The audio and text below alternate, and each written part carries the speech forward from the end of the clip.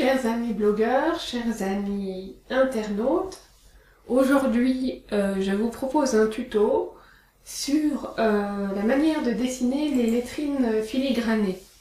Alors pour les gens qui aiment bien faire de la calligraphie, c'est des lettres qui habillent facilement le bord des textes. On peut ici constater qu'il s'agit d'un petit L, pas très compliqué à dessiner. J'ai vraiment pris ce modèle parce qu'il est simple à la base. Et c'est des modèles qu'on voit assez souvent sur les manuscrits, effectivement, pendant tout le Moyen-Âge, un petit peu après aussi, dans toute l'Europe. C'est très joli, et pour les personnes qui aiment bien faire tout ce qui est mandala, tangram, choses comme ça, c'est un petit côté zen aussi. Alors où est-ce qu'on les trouve? Alors moi je les trouve essentiellement sur internet, principalement sur un site qui s'appelle Printerest.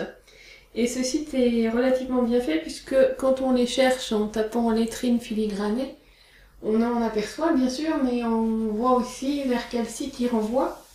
Et très souvent, les images sont renvoyées sur Gallica, les plateformes ou tous les sites internet qui sont proposés par les bibliothèques. Elles sont très souvent numérisées. Alors par exemple, l'effet du L ici, on peut voir que c'est un manuscrit de la Bibliothèque nationale. On peut lire le texte qui est en français, le dit Godefroy, établi, etc. On peut voir qu'il a une petite sœur, le C, qu'on va pas voir aujourd'hui, mais qui est intéressant aussi. On va commencer par la dessiner et par voir un petit peu le matériel qu'il nous faudra. Alors, ici, on va vraiment le faire à minima, c'est-à-dire qu'on va l'utiliser pour apprendre à la dessiner. Mais on va pas utiliser l'encre, la gouache comme on pourrait le faire. On va utiliser tout simplement un critérium. Alors ça par contre, je trouve que c'est assez indispensable parce que ça nous permet de faire des traits fins très vite. En dessous, c'est un plan quadrillé, mais vous pouvez prendre une feuille quadrillée justement. Et deux stylos. Alors ici ce sont des stylos à pointe fine. Je vais respecter les couleurs, mais à vous de voir. Ici, donc du rouge et du bleu. Il y a des fois des lettrines vertes, il y a souvent du noir par rapport à l'encre sur les modèles de base. Vous pouvez très bien faire d'autres couleurs si ça vous intéresse. Et puis un petit calepin de feuilles. Généralement c'est du brouillon que j'utilise. Voilà. Alors pour commencer à dessiner donc cette lettrine, il est important d'observer déjà comment elle est constituée parce que en les observant on peut déjà se simplifier la tâche en termes de dessin. D'abord la lettrine en elle-même, la lettre proprement dite. Souvent c'est une recette de cuisine, c'est pas une obligation, mais souvent les lettres sont constituées d'un rapport proportionnel qui est le suivant, 3/3 la hauteur et 2/3 en largeur. Tout dépend de la lettrine, souvent les P, les Q, les lettres qui peuvent un petit peu dépasser, les J, qui ont des enjambements sont plutôt des rapports 4/4, 3/4. Et toutes les lettres style S ou les lettres très arrondies, on voit souvent que c'est plutôt le contraire, que c'est plutôt 3/3, 2/3. À vous de voir suivant la lettre que vous dessinez. Mais ces rapports se vérifient assez souvent. À vous de voir aussi par rapport à la lettre, comment vous l'adaptez, si vous faites aussi tout le tour qui peut s'y trouver. Savoir simplement que ce rapport-là, qui est tout simple, nous permet de dessiner la lettre et de rajouter tout ce qui va être décor assez facilement. Voilà. Ensuite, souvent, on a pour les lettres qui présentent un arrondi, on a un angle de 90. Elles sont vraiment dessinées par rapport à un angle de 90 degrés. Ici, on le voit bien se dessiner. Ce qui permet de tracer tout simplement deux segments qui se rencontrent et d'avoir déjà une base pour dessiner la majorité des lettres. Je dis pas toutes, mais la majorité des lettres. Pour cette lettre tout particulièrement, on voit vraiment que si on veut la dessiner très simplement, on peut partir d'un trait qui est vraiment au centre de la partie haute de la lettre, et puis le L, on trace le segment perpendiculaire, voilà. Et toujours très concrètement, c'est un rectangle dans sa forme initiale, et un triangle, bon, ici un triangle rectangle. Donc si on la décortique, eh bien on a un angle de 90 degrés. Si vous voulez dessiner cette façon-là, parce que c'est simple, deux segments parallèles, vous rajoutez au-dessus la coiffe de la lettre, et si vous êtes un peu plus à l'aise, vous pouvez même légèrement évaser, pas faire des droites, pas faire des segments trop droits, mais évaser un peu votre lettre.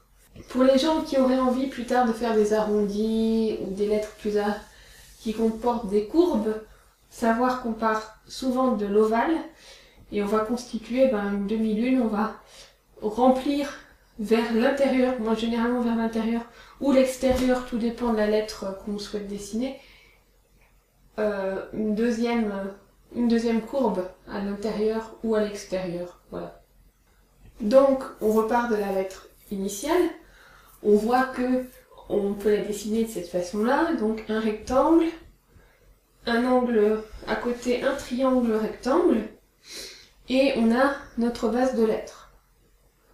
Maintenant on va se concentrer plus sur les motifs qui sont autour, donc les motifs qui remplissent les espaces de la lettre, donc ici la lettre n'est pas fermée comme un O, un Q, etc. Mais on a déjà un petit symbole plus important donc au centre de la lettre. On a ce même petit symbole qui va revenir, et là l'artiste a prolongé énormément sa lettre vers le bas. Et on a aussi, mais je vous ai pas mis l'image, on a aussi un prolongement vers le haut avec toujours ce symbole, ce rond qui est un peu plus agrandi, dans lequel il y a des motifs un peu plus précis. On a toujours des constantes, on a donc cette spirale dont on va revenir, sur laquelle on va revenir, on a des cercles un petit peu partout sur les motifs, donc ça c'est pas très compliqué à dessiner. Vous avez des cercles vides, vous avez des accumulations, 3 petits cercles ensemble, et globalement ce sont des arrondis qui se calent un petit peu sur la décoration centrale de la lettre, qui est simplement des lignes qu'on va dessiner, donc 2 lignes parallèles ici. Et bien sûr la spirale, alors la spirale elle est, c'est ce que je vous disais, elle est ici en haut de la base de la lettre, elle est à l'intérieur de la lettre, et elle est au-dessus de la lettre, donc une spirale. Alors pour la spirale, pas faire comme moi sur le petit dessin, vous pouvez l'élargir un petit peu, de manière à dessiner plusieurs symboles comme c'est fait à l'intérieur ici. Des fois il y a des feuillages ou des choses comme ça aussi, donc pas hésiter à la faire un peu grande et à la serrer un peu, pour pouvoir dessiner ce qu'il y a dedans. Mais pas s'affoler si on n'arrive pas à tout à dessiner, plutôt privilégier d'en mettre une ou deux, des petites feuilles, des petits cercles, si on n'arrive pas à tout dessiner. Et ensuite, donc dans ces lignes qui sont parallèles ou perpendiculaires, rajouter des petits cercles un petit peu partout pour habiller. En fait, la chose qui est jolie, c'est il faut pas essayer à tout prix de compter le nombre de symboles que vous avez. Le but, c'est d'essayer de remplir de façon harmonieuse. Tant pis si vous mettez 3 cercles au lieu de 2, ou 2 cercles au lieu de 3. Le but, c'est vraiment d'avoir une forme d'harmonie. Et il faut s'inspirer de la lettre de base pour avoir cette harmonie. Et les motifs que j'ai un peu décortiqués, qu'on va voir un petit peu sur la lettre initiale. Alors, le premier, ça va être une fleur qui va être esquissée dans un angle. Le second, c'est ces petites boules qui sont rajoutées sur les lignes parallèles. Vous avez la spirale. Vous avez tout à gauche, en deuxième ligne, ce symbole en fait qui termine les lignes qui sont dessinées à l'horizontale, qui représentent sûrement les graines d'un lupin ou d'une plante qui est un petit peu plus qui est chargée en graines, voilà. Le symbole qui est très très courant, c'est le suivant, c'est celui, le deuxième à gauche sur la ligne en dessous. Je sais pas si c'est un bourgeon, c'est une petite forme comme ça qu'on dessine un peu partout, qui est pas très très compliqué à dessiner. Vous dessinez 2 barres parallèles et puis vous rajoutez un arrondi au-dessus. On le voit un peu partout. On a la version de ce même bourgeon qui aurait pris un peu d'aisance, si vous voulez. Et puis après, toujours en partant d'une ligne, la ligne n'est pas forcément toujours parallèle ou se suit toujours, peut y arriver qu'on dessine des pétales de fleurs, 3 pétales de fleurs ou des pétales de fleurs de lys, comme ici, sur le dernier symbole à droite. Alors, pour dessiner la lettre proprement dite, donc je commence, comme je vous le disais tout à l'heure, par un angle droit. J'avais commencé à l'évaser un peu en main levée, mais c'était pas joli, donc j'ai donné. Donc voilà la base de ma lettre, qui est un petit peu moins haute que la vraie, comme vous pouvez constater. Je pars là-dessus. Je dessine ensuite l'angle droit en l'évasant légèrement. J'ai la base de ma lettre, et je prolonge ensuite, comme je vous disais, le segment qui est perpendiculaire à l'horizontale, je le prolonge, parce qu'il est prolongé en rouge sur ma lettre. J'ai colorié au feutre la lettre, ça donne ça. Donc ça c'est ma base de lettres que je vais maintenant orner. Principal ornement, donc les spirales que j'ai dessinées. Alors j'ai pas fait les spirales complètes, j'ai fait simplement un cercle qui se termine pas, et j'ai dessiné le petit symbole dont je vous parlais tout à l'heure, le petit bourgeon, voilà. Dans ce petit bourgeon, ensuite, j'ai rajouté les cercles comme il y en avait, et j'ai commencé à orner mes lettres. Alors vous voyez ici, j'avais bien orné ma lettre avant de reprendre une photographie. Ce que je peux vous en dire, c'est que j'avais laissé beaucoup d'espace à droite entre la spirale et la base de la lettre, donc j'ai pris la décision de faire deux lignes parallèles pour habiller un peu ma lettre. Du côté gauche, je partais donc d'une ligne.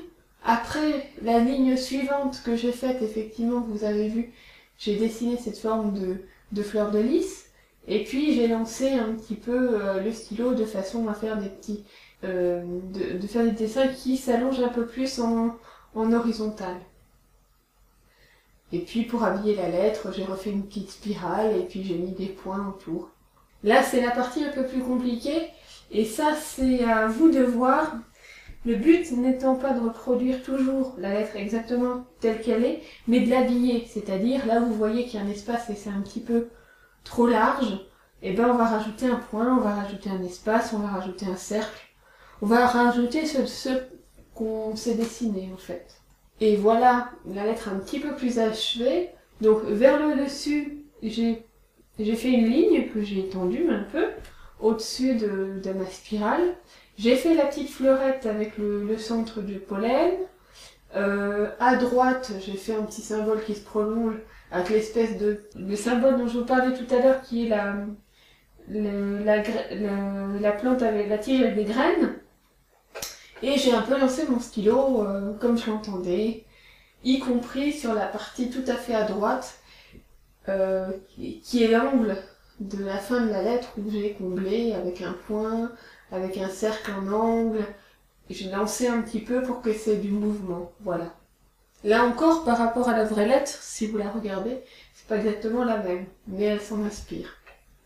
Voilà, et ensuite j'ai terminé par prolonger vers le bas une ligne sur laquelle j'ai commencé les petits symboles que j'ai pu observer, un angle droit que vous pouvez voir, les petites boules qui se collent à la spirale, un petit cercle, et pour terminer j'ai vraiment dessiné à l'inspiration en essayant de prolonger sur le côté. Alors j'ai pas fait la lettre aussi longue que la vraie, simplement parce qu'il manque de l'espace sur mon papier, mais voilà ce qu'elle donne.